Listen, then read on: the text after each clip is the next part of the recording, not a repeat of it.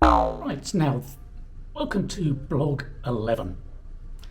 Murder, Mayhem and Madness. Now then, if you can recall from the previous one of this vlog about the blog, I left you in a certain amount of confusion.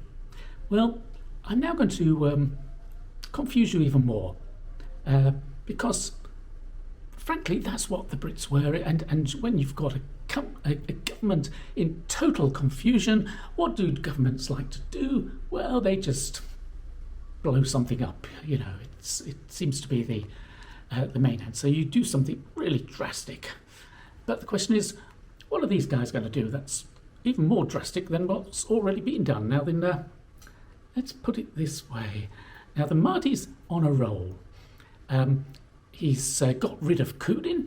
He's been re-equipped. He's actually gathering his forces at Dato Bandar's place in Sungai Ujong, and he's a man with a plan, because he's not only got Kota Selangor under his thumb, he's now going to take Kuala Lumpur, where Yapa Loy is running everything. Yapa Loy is the Capitan China of the Heisan. Actually, it's the Capitan China of Selangor, but he's also the head of the secret society, the Heisan. We'll talk about those later on, but don't let on that you know his secret. Anyway, so Yapa Loy, Chinese guy, relatively young and pretty powerful, is running a pretty good shop. In fact, Yapa Loy is the only guy in the area that Isabella Bird thought deserved a knighthood, of all people. Anyway, KL is a Chinese town. It's a small, reasonably well organised place. Largely, it's a muddy place full of holes in the ground where people are getting tin and stuff. So it's a pretty wild place when it comes down to it. And our man Marty is now, well, he's a bit on a crusade. He wants to get rid of all this European influence, and he wants to get back to good old-fashioned Malay traditions. And so he's linked up with traditionalists, the Mandarin, for instance, and then the Minangkabau. Oh, God, this throat here. Where was I? That's right, I'm struggling with a throat, trying to explain really complicated things in ways that people can understand. Enough of that. Right, now then, so he's trying to get to grips with uniting all the Malays, and, well, he's now, is he for Abdul Samad or against him? I'm not entirely sure at this time, but I don't think Abdul Samad knows either. I think Abdul Samad has said he's going to recognise whoever wins this war. So he's kind of stepped out of the running. It's a peculiar situation. Anyway, it's almost that Mahdi is going to win. That seems to be what the situation is.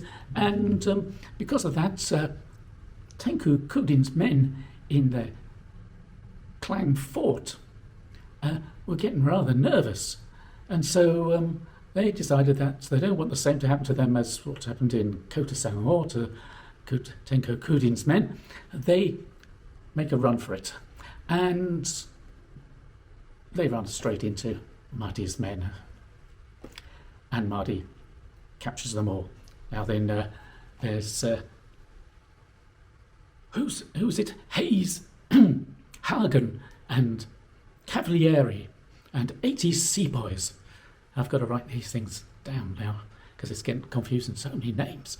Anyway, Hagen and Cavalieri are the officers in charge of these men, and well, they get captured and they get thrown back into the fort, and Mahdi slits all the throats of all the sepoys and chops the heads off the European officers and sticks them on the top of the gate of the Klang fort, which, as you can imagine,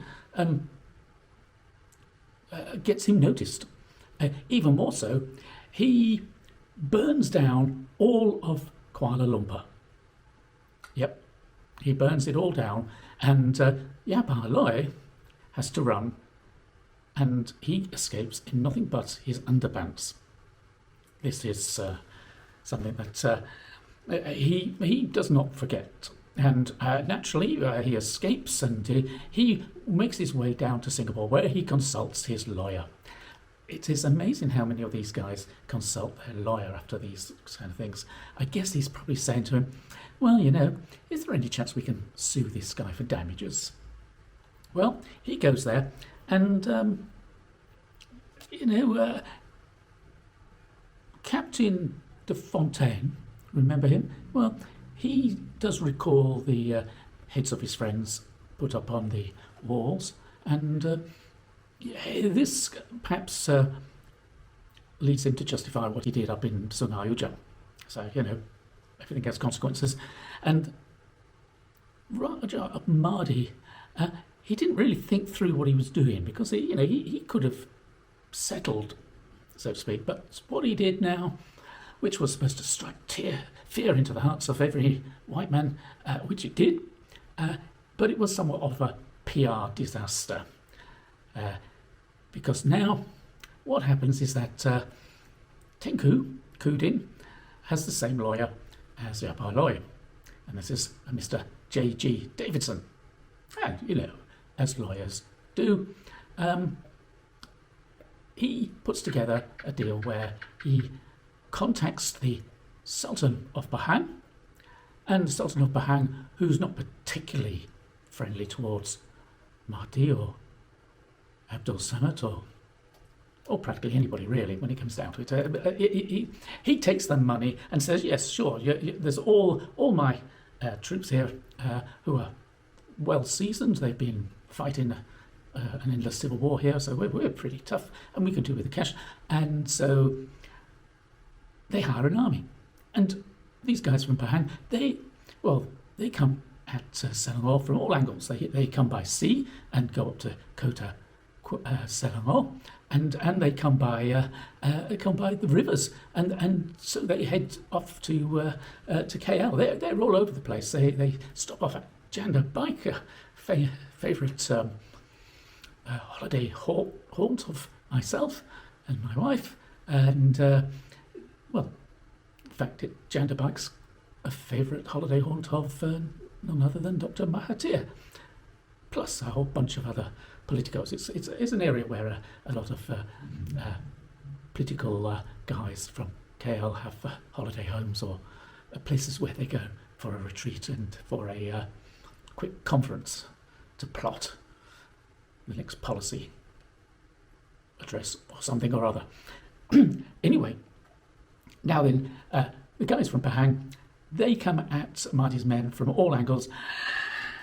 And naturally, now somewhere along here, I think Saeed Mashur, he kind of swapped side again. I think he sort of sees the way things are running and offers his services elsewhere, like to the British, I think.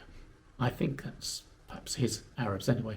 Let's put it this way, his men certainly would have moved on at this point because everybody's running for cover.